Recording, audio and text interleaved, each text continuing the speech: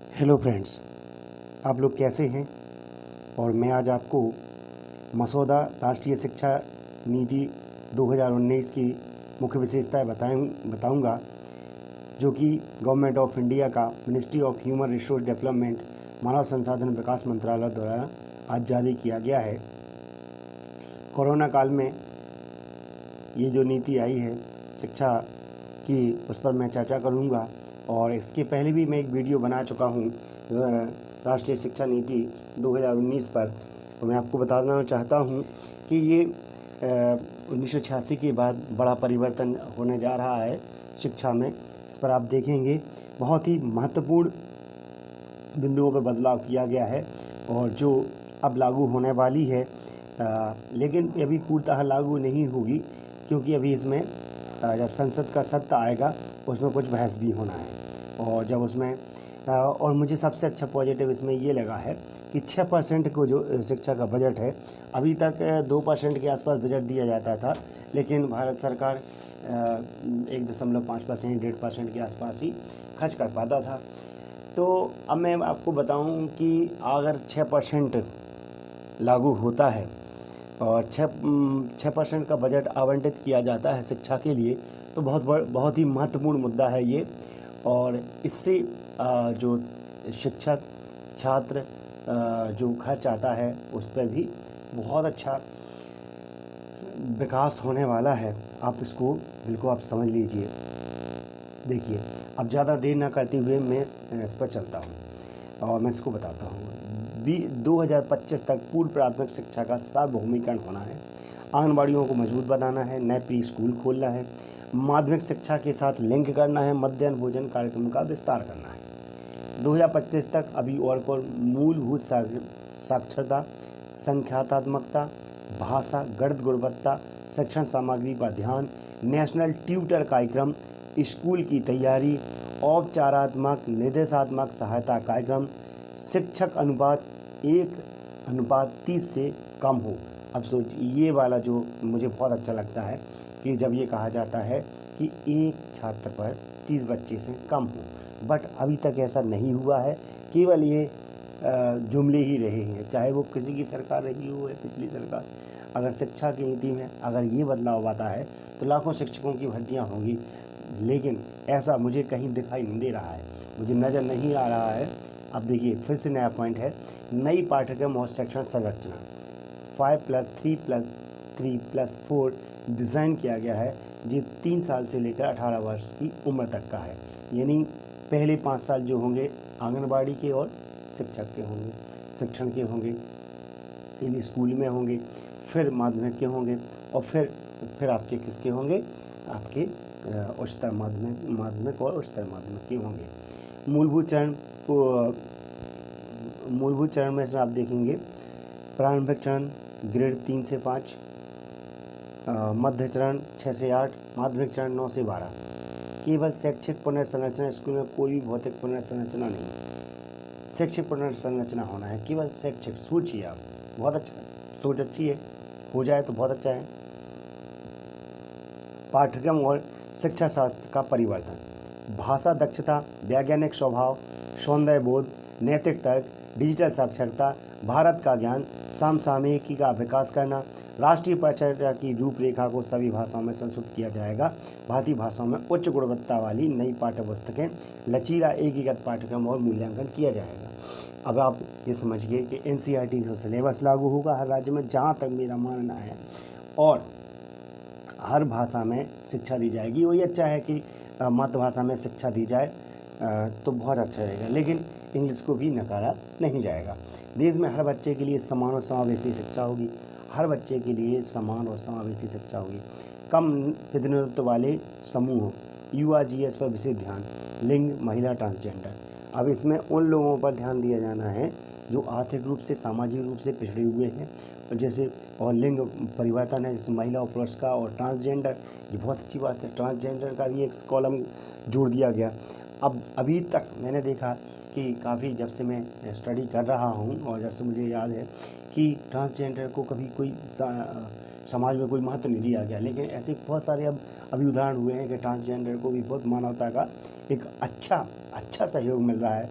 सही सरकारों के द्वारा अनुसूचित जाति, अनुसूचित जनजाति, अन्य पिछड़ा वर्ग, मुस्लिम, प्रवासी समुदाय, विशेष आवश्यकताएं, सीखने और शारीरिक अक्षमता और सामाजिक आर्थिक स्थिति, शहरी और गरीब, मुस्लिमों और अन्य शैक्षिक रूप से अल्पसंख्यकों को प्रोत्साहित करने के लिए हस्तक्षेप रणनीतियाँ, वंचित क्षेत्रों में विशेष शिक्षा जोन होंगे, राष्ट्रीय छात्रवृत्ति कोष होगा, लक्षित जिलों को वित्त पोषण और सहायता प्रदान करना, यूआरजी शिक्षक भर्ती। अब सोचिए, ये बहुत अच्छा है, यूआरजी शिक्षक भर्ती आनी 25 का जो रहेगा अनुपात 1 शिष्य शिक्षक अनुपात रहेगा, ये तो और अच्छी बात है।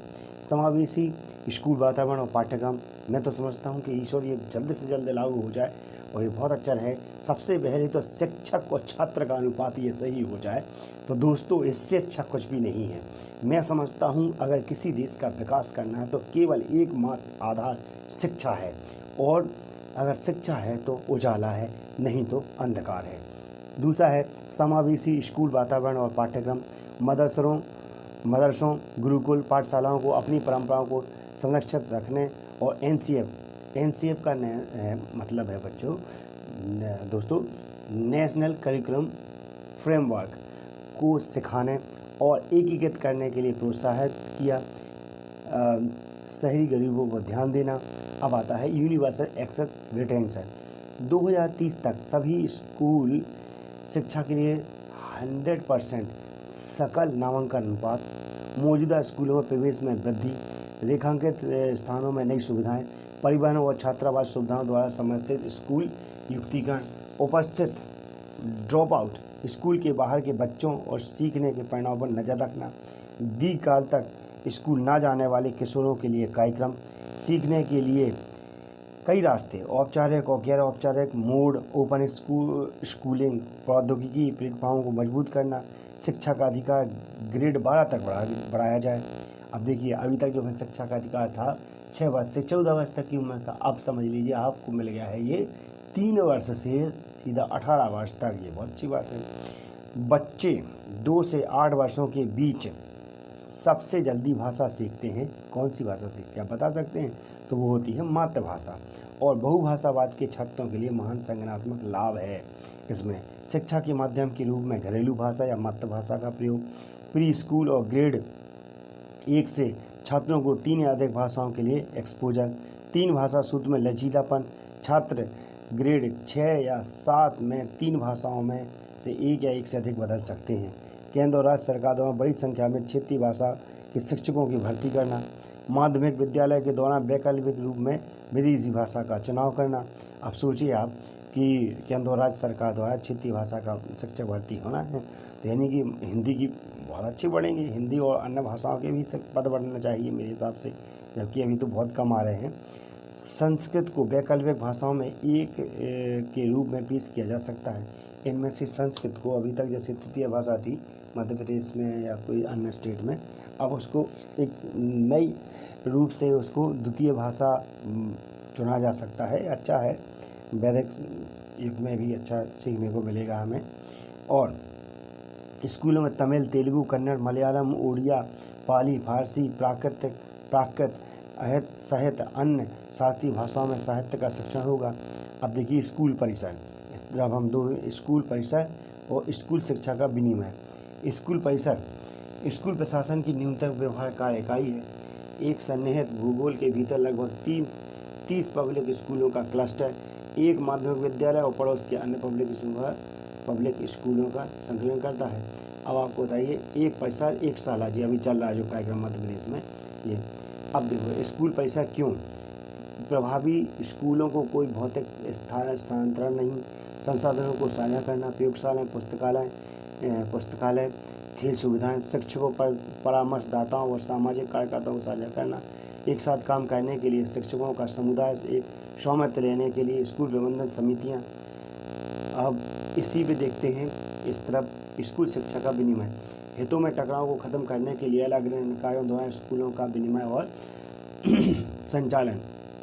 नया स्वतंत्र राज्य विद्यालय नियामक प्राधिकरण ऐसे सारे बनाए जाना है। स्कूल शिक्षा निदेशालय पब्लिक स्कूल प्रणाली का संचालन, एनसीईआरटी सभी शिक्षण मामलों नेतृत्व करते हैं। अब हमने आपको पहले ही बोला था कि एनसीईआरटी द्वारा बुक्स चलाई जाएंगी। राष्ट्रीय उपलब्धि सर्वेक्षण जारी रखना, राज्य द्वारा जनगणना आधारित राज्य मूल्यांकन सर्वेक्षण जारी रखना, सार्वजनिक और निजी स्कूलों का एक ही मापदंड बेंचमार्क विज्ञापन विनिमय, शिक्षक परिवर्तन का पथ प्रदर्शन, 2022 तक पैरा शिक्षकों की प्रथा को समाप्त करना, पर्याप्त भौतिक अवसंरचना शिक्षण संसाधन पीटीआर पुनः डिजाइन किया गया, शिक्षक पात्रता परीक्षा साक्षात्कार और प्रदर्शन, शिक्षकों को जिले में भर्ती किया गया और स्कूल परिसर में नियुक्त किया गया, शिक्षक कैरियर विकास, शिक्षक शैक्षिक प्रवेश या शिक्षक शिक्षा निरंतर शिक्षक का निरंतर व्यावसायिक विकास, लचीला और मॉड्यूलर दृष्टिकोण, पाठ्यक्रम प्रशिक्षण का कोई केंद्रीकृत निर्धारण नहीं, भारतीय भाषाओं में उच्च गुणवत्ता वाली सामग्री, कायाकल्प शिक्षण सहायता संस्थान। बहुत अच्छी बात है ये। सक्रिय संलग्न और सक्षम संकाय की तरफ देखते हैं, हर संस्थान में पर्याप्त संकाय होंगे। तदर्थ संविदा नियुक्तियों पर रोक, यानी अब संविदा नहीं स्थायी नियुक्तियाँ होंगी। अकादमिक विशेषज्ञता, शिक्षण क्षमताओं, सार्वजनिक सेवा के लिए प्रस्तावों पर आधारित संकाय भर्ती, स्थायी रोजगार, कार्यालय ट्रैक प्रणाली, सतत संकाय पेशेवर विकास, संकाय भर्ती, कैरियर की प्रगति, संस्थागत विकास योजना का हिस्सा, अकादमिक स्वतंत्रता के साथ संकाय को पाठ्यक्रम बनाने, अनुसंधान कार्य को आगे बढ़ाने के लिए सशक्त बनाया गया है।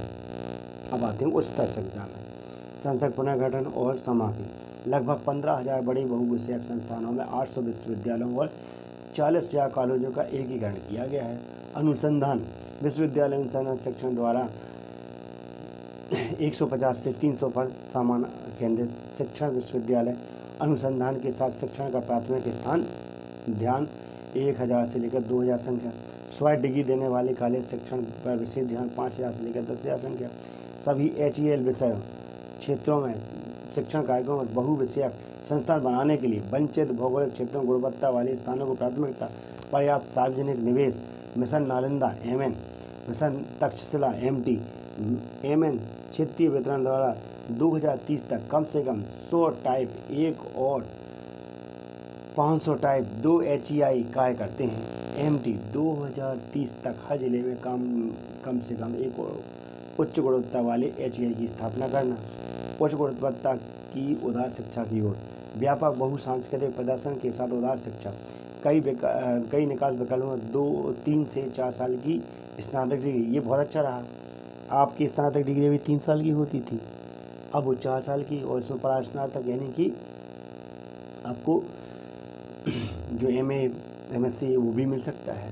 4 साल का कार्यक्रम उदार कला शिक्षा की स्नातक मेजर माइनर्स, 3 वर्षीय कार्यक्रम स्नातक की डिग्री, 2 साल की उन्नत डिप्लोमा, 1 साल के प्रमाण पत्र के साथ निकास,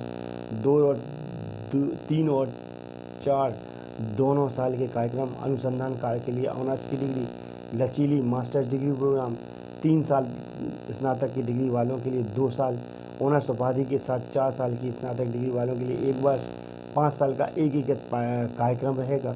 कल्पनाशील और लचीली पाठ्यक्रम संरचना, अध्ययन के विषयों का रचनात्मक संयोजन, एकाधिक निकास विविध बिंदु, स्नातकोत्तर डायरेक्ट शिक्षण अनुसंधान आधारित विषय स्तर प्रदान करते हैं। अब देखो दोस्तों, इसमें एक और बात आई है कि आपको अब विषय चुनने की जैसे कि आज़ादी रहेगी। अगर आप चाहते हैं कि राजनीति शास्त्र के साथ मैथ पढ़ी जाए या फिजिक्स पढ़ी जाए, ये भी होगा।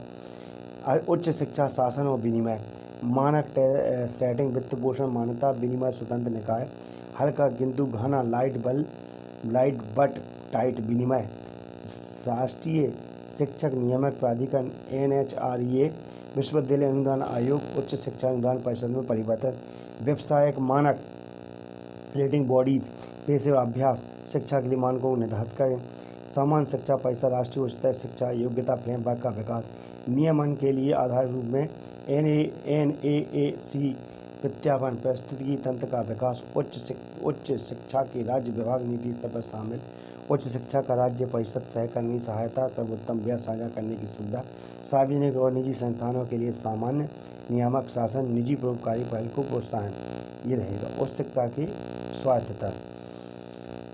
इसके बाद हम देखते हैं सभी उच्च संस्थानों स्वायत्त स्वशासी संस्थाएं बनी। उच्च शिक्षा संस्थानों को स्वतंत्र समितियों द्वारा पूर्ण शैक्षणिक और प्रशासनिक स्वतंत्रता के साथ शासित करना जाना है, बाहरी हस्तक्षेप प्राप्त पर समाप्त करना है, संस्थागत प्रतिबद्धता के साथ उच्चता क्षमता वाले व्यक्तियों को कार्य नियोजित करना, कार्यक्रम शुरू करने और चलाने के लिए पाठ्यक्रम छात्र की क्षमता संसाधनों की आवश्यकता निर्धारित करना, शासन और लोगों प्रबंधन के लिए आंतरिक प्रणाली विकसित करना, संबद्धता संबंध महाविद्यालयों को उपाधि देने, स्वायत्त महाविद्यालयों के रूप में विकसित करना, संबंध विश्वविद्यालय जीवंत बहुविषयक के रूप में विकसित होंगे। तो दोस्तों ये बहुत ही अच्छा होने वाला है। अब सबसे बड़ा ये इसमें आते हैं बहुविषयक संस्थानों में 4 वर्ष की एक शिक्षा वर्तमान में 2 वर्षीय डिग्री जो है वो 2030 तक जारी रहेगी। 2030 के बाद 4 वर्ष के शिक्षा कार्यक्रम चलाने वाले संस्थान 2 वर्षीय कार्यक्रम चला सकते हैं। घटिया निष्क्रिय शिक्षण संस्थान बिल्कुल बंद किए जाएंगे, व्यावसायिक शिक्षा पर जोर दिया जाएगा और स्वचालित स्टैंड अलोन तकनीकी विश्वविद्यालय यानी तकनीक पर ज़्यादा जोर दिया जाएगा। इस बार का मुख्य रूप से जो है तकनीकी को बढ़ाना है।